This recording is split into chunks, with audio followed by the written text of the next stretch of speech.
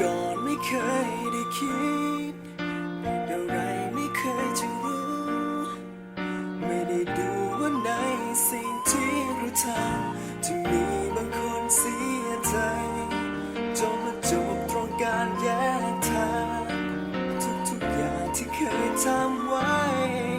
ก็ได้กลับมาเตือนย้ำใจให้คิดว่าฉันนั้นโง่แค่ไหนอยากจะหมุนเวลาให้กลับยังไงก็ไม่ย้อนไม่คืนได้แล้วได้ที่ขอให้เธอได้โปรดอภัยให้กันสักครั้งที่ย้อนได้